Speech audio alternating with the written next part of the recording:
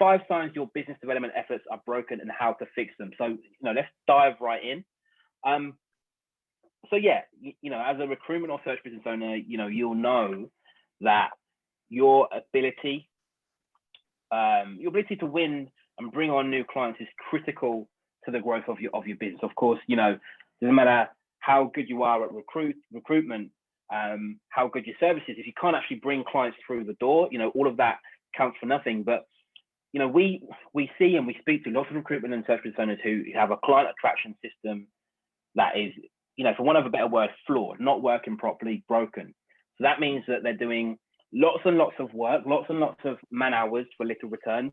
So I'm talking about, endless calls, thousands of emails, countless of, automations that they set up or campaigns that they have running, hustling, working ever faster, just in the same place. Often, it's not that they don't win any clients, but they're not winning enough, fast enough. They're not, the speed of the client attraction is effectively causing them to plateau, right? If you've got accounts that are leaving you at the same rate that you're bringing accounts in, you're just going to stay in the same place. Terry, anything you'd add to that? Yeah, as an owner or director of a recruitment or search firm, you've got 3 main challenges right now, guaranteed. Your challenge is around time, team, and money. Not enough time, there's just not enough hours in the day. If you've got a team, invariably a large percentage of them underperforming, and money. But here's the good news. Money will enable you to solve the other 2 problems. And to get more money, you need to get more business in. So what we're talking about here about, 5 signs that your business development is broken or flawed in some way, is critical for your business. Sales and marketing are the lifeblood of your business. And as Drew rightly pointed out, majority of recruitment and search business owners that we speak to on a daily basis, and literally we speak to owners and directors every day of the week, and they're doing something, even if it's just networking, word of mouth, doing something to get business in. The problem that most recruitment and search business owners have today is that whatever they're doing isn't quick enough, and is not effective. And and I know that any day you can lose your major client just like that through no fault of yours. It will have nothing to do with how good you are, anything else. But you've heard the saying: change a buyer, change a supplier. They bring in an in-house team. Anything can happen through no fault of yours, and you can lose that business. So you can understand why business development is the lifeblood of your business. And when you get this right, this will transform your business. Sadly, majority of recruitment and search business owners that we speak to have no idea how to do that. So that's what we want to look at today: how it's your business development is flawed or broken, and exactly what to do about it. Yeah, and just on that, so if we look at the role of business development, the role of marketing in your business, if we sort of drill it down to the basics, the role of marketing is to get people, your prospects into your sales process. And as a recruitment or search agency owner, your sales process is going to be a meeting or a telephone meeting or a Zoom meeting, some sort of meeting where you can sit down with the client or potential clients and speak about your services, tell them what you can help them achieve, tell them what you can help them do, obviously with the hope at the end that you win the business. So one of the key metrics to tell whether your business development or your marketing needs work is the number of appointments or number of people you're getting into your sales process. So we did a webinar, I think 2 weeks ago now, and we asked all the attendees, how many new sales opportunities you generating per month, and the sort of average response we got was 5 sales meetings, 5 sales opportunities. Now, you can have a very good business generating opportunities like that if you've got the right fee and you're in the right market, and if you're comfortable selling or you're good at sales, you can have a really good solid business doing that. But quite frankly, the more you can generate, the quicker you'll bring clients on. Just for some context here, some of our clients are getting 5 in a day. Had someone who last week got 18, someone who just literally an hour ago posted they got 2 today. So these are opportunities that they're bringing in, new opportunities, new potential sales meetings, sales opportunities with new clients in their market, right? So this is about how can you have more sales opportunities with new clients in your market. And sometimes we speak to people and they say, look, I don't have a problem with business development, I don't have a problem with marketing, my revenue's fine. And what we found is sometimes revenue increases can mask a problem with business development. And although, on the surface, it might think, well, look, if I was that bad at business development, I wouldn't have these revenues.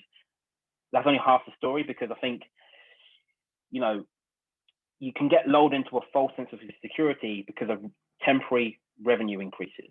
And what I mean by that is, like, when the demand in the market increases, your revenue should go up, right? When clients that you've got currently are, dropping assignments onto your lap, obviously your revenue should go up. But this is really about new opportunities, not, repeat business is brilliant, it's great. This is about how many new opportunities can we bring through the door. And there's 5 sort of main reasons, or 5 signs that you need to look for, see if your business development efforts are broken and how to fix them. That's what we're going to be running through today.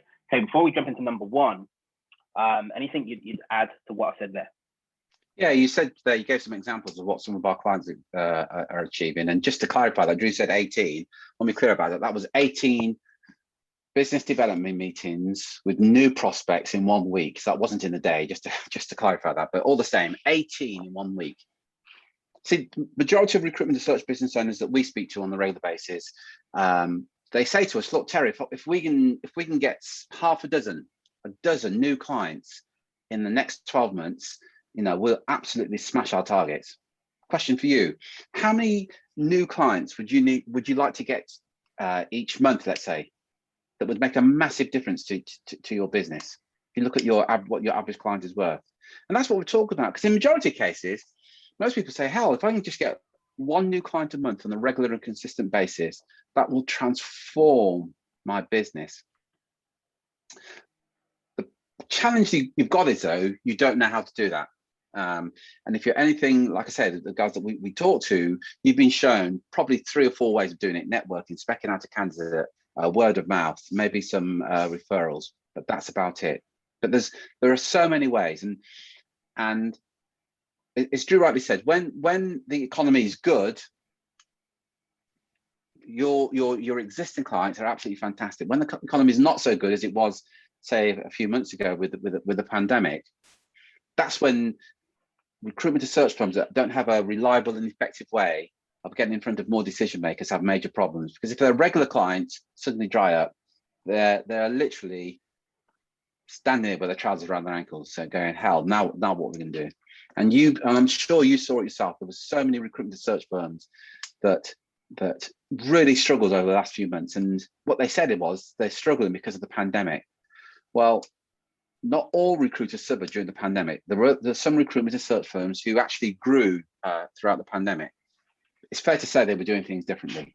It's fair to say that they had their map of the world and how to generate business was completely different. So even during the pandemic, what we know is people were still recruiting, and these guys were still getting business. Does that make sense, Drew? It makes perfect sense. Again, if you're with us, you understand what we're saying so far, give us a like and a comment. We're going to jump into the 5 things right now. So look, here are 5 signs, 5 things to look for to tell if your business development efforts are broken, and we'll sort of dig into how to fix them. So number one is you have a problem if your ideal clients or your ideal prospects don't even know that you exist. So your ideal prospects don't know you exist. So we speak about this a lot, but one of the biggest blockages for you winning the business you want, winning the assignments you want, whether from contingency, retained, or exclusive, doesn't really matter. Temp doesn't matter. Is that your clients don't know that you exist, right? Think about your ideal prospects. Think about key accounts that you want to get into. The question I have for you is, like, does the hiring manager or the hiring leader or decision maker, if I said to them that so and so, would they know your name? Would they know your name? Would they know what you do? Would they know the value you can provide to them? If you can't answer yes to that question, that's a big problem for you. But one of the good things about recruitment is that we don't need to create demand for our services, right? Whether the client likes it or not, they will have a need for your services. Someone leaves, someone has a notice, someone goes on maternity, the company expands, or whatever happens, that demand is going to be there, and it will always be there.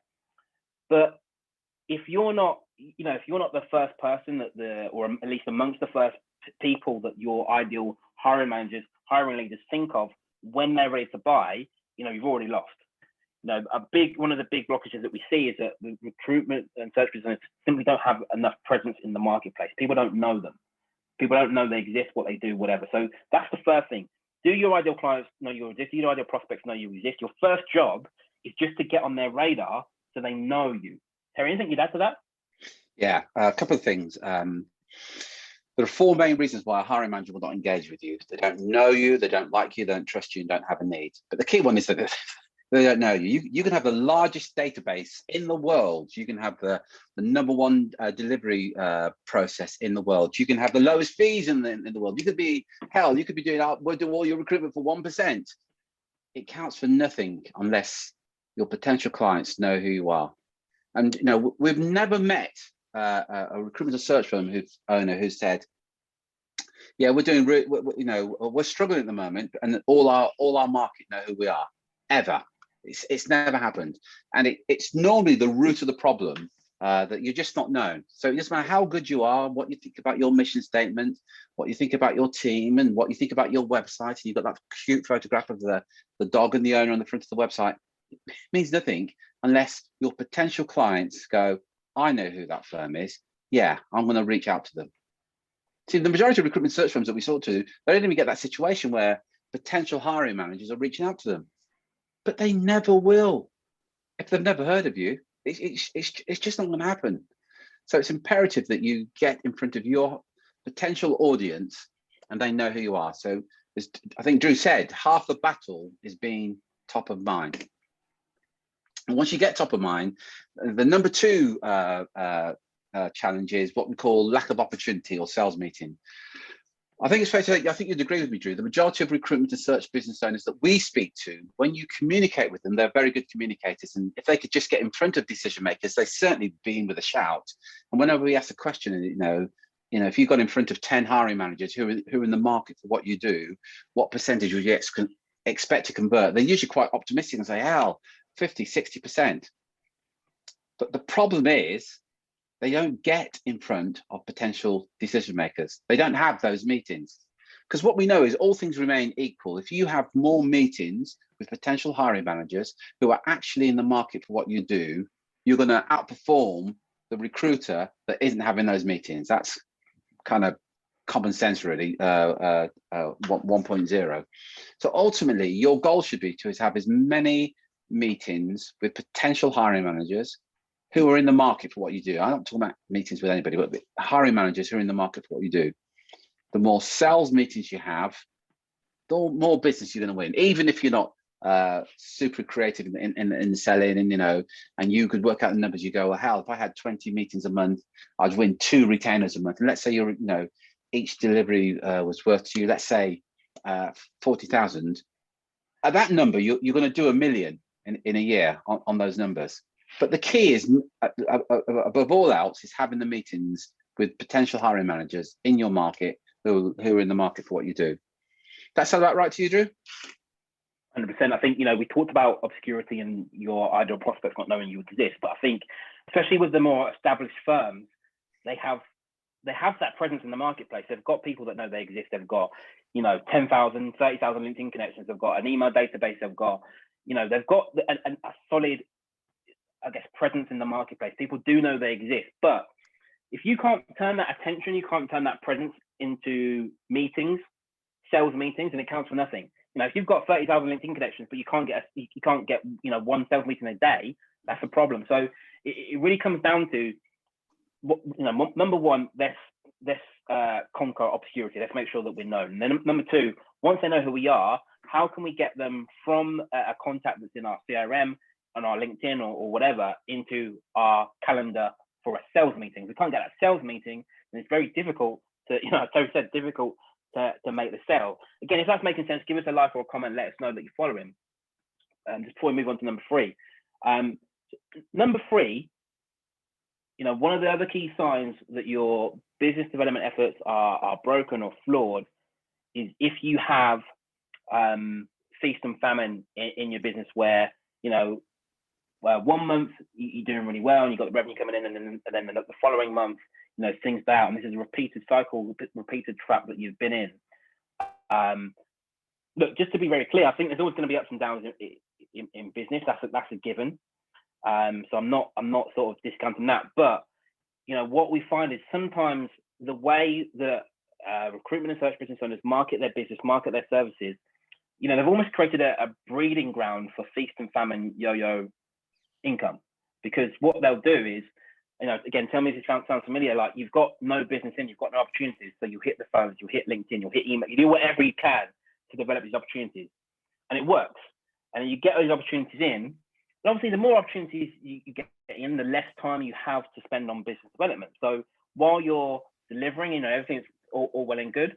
But then, business development stops and so does your pipeline, which means that once you've delivered, you're starting back at square one. So you have these up and down months. It's if you don't fix it, it can be a constant cycle of feast and famine. It's probably like one of the biggest problems that we see in recruitment and search business. Sorry, someone got in the room.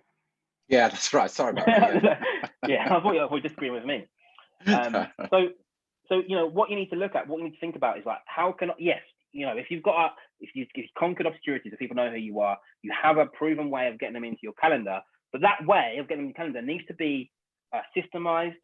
So even while you're delivering, even when you're on holiday, even when you're at the office, it still happens. And you're still booking appointments, still developing opportunities. If you can't do that, then you'll always have this feast and famine up and down revenue. You'll never break through the level that you're at. Sorry, anything you'd add to that? Yeah, there's a saying, isn't there? Whatever is in your bank account right now is merely a reflection of your activity from 2 or 3 months ago. That's all it is. And what, as Drew rightly said, the reason you have this famine and feast, if your things are a bit low in your bank account right now, it's often a sign that you were really busy 2 or 3 months ago doing delivery on work that you got in. And you work like crazy to deliver those assignments. If you're working on contingency as well, majority of assignments that you've worked on, you're not going to fill anyway. But you've worked your butt off. For whatever reason, those assignments, those job orders come to a halt, and it's like, oh shoot, we've got no business to work on, and we've got no potential. So you then step up your network, and you step up making your calls, you step up doing the emails and LinkedIn, or whatever it is you do to get business in.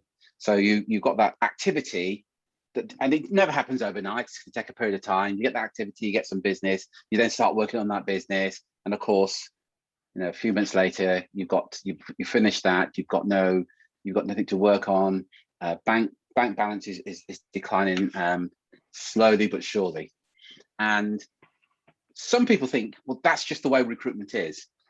That isn't true. If you've got a process in place where you're always getting inquiries, you've always got hiring managers coming to you saying, actually, I want to talk to you about that. It completely eliminates that. And one of the other key things I think worth noting here is once you've got a process in place, ultimately, you will decide who you work with rather than the other way around. See, at the moment, for the majority of recruitment and search owners that we speak to, they don't decide who they work with. The hiring managers decides whether they're going to work with them.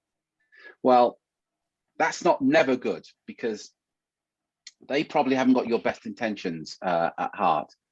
But when you're in the situation where you say, no, hell no, we will decide who we work with, and we'll decide what the fees will be and the terms and everything else, that puts you in a much better position. But you can only do that when you've got a process. And also, by the way, once you've got this process, then what it also eliminates is this scarcity mindset where you feel there's a limited amount of business out there. With an abundance mindset, you then acknowledge that there's probably more business out there than you can handle. But again, you need a process in place to do that. There's no other way of doing it until you've got that process in place. Yeah, 100%. So again, just to recap, 1 is your ideal prospects don't know you exist. 2, we've got lack of opportunities, lack of sales meetings. 3, we've got feast and famine. And then 4, the other big sign is that you're attracting low quality prospects. You're attracting low quality prospects. So, what I mean by a low quality prospect, I think, if you've been in business even a short amount of time, you know that not all clients are equal, right? There's good clients, there's clients that are easy to work with, clients that value, respect you, treat you like an equal, really value your expertise. And then you've got the opposite. You've got clients who, don't value you, don't respect you, disloyal, constantly demand your cheapest fee, slow payers, or worse, don't pay at all. The real nightmare clients, and there is again, you're always going to get some nightmare clients come through the door. You know, no matter how good your filtering is, you know, it's always going to happen. You need to have a process to get them out the door as well. But if you're continuously getting prospects who fall under that category, who don't respect you, don't value, don't treat you the way that you deserve to be treated, it's an indication of, sorry, it's a reflection of how you're developing that business, right? Everything, you know, sometimes you'll hear people say, oh, you know, I don't do marketing, or marketing doesn't work, or, you know, ridiculous things like that. Like, whether you like it or not, your marketing is really just like, you know, anyone's perception, anyone outside your business, their perception of your business, right? And how you're positioned in the marketplace. So if you're in business, it's happening, whether you're doing it deliberately or not. You know, there's an argument say you should be doing deliberately rather than letting it happen by chance. But if you market your business in the wrong way, you know, you're going to attract the wrong people. So it's as simple as that. And so if you're finding that, you know, yes, you're winning business, but every client that you get, they're not high quality clients. They're not ones who, you know, value you, respect you, pay the fee you deserve. You constantly feel like you're being bullied and pushed around by your prospects. It's an indication that your business development is attracting those type of people. So anything you'd add to that? Yeah, I think one of the big frustrations for lots of recruiters and search firms is this frustration of, you know, working on contingency. So they're working on the job order and they're competing with half a dozen other recruiters. If you're only competing rather with you know, with three others, your chances of delivering is like 25% at best. And that's to do with the fact that you are coming to the party too late. You talking to a hiring manager today and asking a hiring manager today if they're recruited today, and the hiring manager says, yes, we are. We've got half a dozen guys working on this. If you want me to send you over the job order, I'll happily do that. First of all, that's not getting a sale. That's a hiring manager probably trying to get rid of you by just giving you that job order. And you're too late to the game, quite frankly. And what you want to be doing is talking to hiring managers that are going to be hiring in the future and talk about the future needs rather than the current needs. And that's why things like ambulance chasing doesn't work. So you going onto job boards and seeing who's recruiting, you know that they're recruiting, but you also know that not only is that company recruiting, they've probably got a number of recruiters working on it as well. So your chances of success are really slim, even if you get on a contingent. And your chances of getting it on a retained or exclusive, and don't get me wrong, it's not impossible, but it's really challenging now because they've already given it to half a dozen. You've got to kind of wait till everybody's exhausted the market before you stand any chance of getting that. You're kind of getting other people's leftovers, and you probably don't want that. You are much better served where you're talking to the hiring managers before they're going to pull the trigger on that assignment. And to do that, you need to have a client attraction process in place that puts you in front of those hiring managers that are going to be looking for a recruiter next month after, maybe even 6 months from now. That's who you want to be talking to, not the hiring manager that started looking for this candidate a month ago and had, you know, 100 recruiters already out there looking for this ideal candidate. They're the last people that you should be talking to as hiring managers. To do that, you need a process. And I get, as we're saying all this now, you're saying, yeah, that all makes sense, but I don't know how to do that. And I totally get that, because you've never been shown how to do it. Yeah, I totally get that. But that's the answer. And if you want to overcome the challenges you're having right now, you're going to have to do things differently. Because all the things that we've talked about here about, you know, you being late to the party, low quality prospects, feast and famine and lack of opportunities, and, you know, your ideal prospects not even knowing you exist. If you're having those problems right now, those problems are going to continue until you do something different. Nothing will change until you make that decision and then commit to that decision that you're going to do something different. Thoughts, Drew? Yeah, again, 100% agree. Just want to recap for anyone that joins late. So, you know, 5 signs that your business development efforts are broken and how to fix them. So number 1 is if your ideal clients don't even know that you exist or you're obscure in the marketplace. So the first thing you need to do is fix that. Make sure they know that you, at the very least, know that you exist, are aware of you and your company, what you do and what you can help them with. Number 2, once you have that presence and they know you exist, you know, what is your process from turning that attention or that knowledge of you into an appointment in your calendar, right? If you can get, again, Terry said, the more appointments you can get, the more sales meetings you can have, all things being equal, the more sales that you'll make. So obscurity is the first battle. Then how do we turn that attention into sales appointments, into our calendar? How do we build a process so that we're able to do that consistently, whether or not we're delivering on assignments? So if we don't have that consistency, it creates feast and famine, yo-yo revenue in your business. So be obscurity, get sales meetings, do it in a way that's consistent and isn't only reliant on us and our time and manual labor, and happens, whether we're out of the office on holiday, delivering on assignments or wherever, it happens consistently. Number 4, once we've got the volume up, we need to make sure that we're attracting high quality prospects, and quite frankly, filter out the lower quality prospects. Everyone who comes through your door needs to be of the highest quality, values you, what you do, respects you, happy to pay the fee that you deserve. And then, number 5 is really about timing. It's one of the biggest challenges to you as a recruiter. If your business development efforts means, yes, you win business, but you're always, 3rd, 4th, 5th, the 5th recruiter to start working on that assignment, or the 5th recruiter to have that conversation, you're already playing catch up. You want to get there first as well. So it's about timing, improving the timing of your business development so you get there top of the pile. Again, if that makes sense, give us a like, give us a comment if you've got any questions. But I think that's it for today. Terry, let's got anything to add? No, that's fantastic. I hope they found that useful. If you really enjoyed that, please tell your friends and your colleagues. If they're looking to grow their business, if they're looking to get more clients, if they're sick and tired of being, treated with very little respect by hiring managers, and they want to do things differently, and get them across to the group. And these trainings are absolutely free. We don't charge for it at all. Our sole aim is to help you grow your business. We're on the same time, 3 p.m. UK time, every Wednesday, and we're here every week. If you enjoyed this one, like I said, tell your friends. If you want to look at some of the replays, if you go back through the news feed in this group, you'll see some of the previous ones. But it's all about growing your business. That's what we're here for. Anything to add, Drew? No, again, we'll speak with you same time next week. Until then, take care, take action, and be relentless.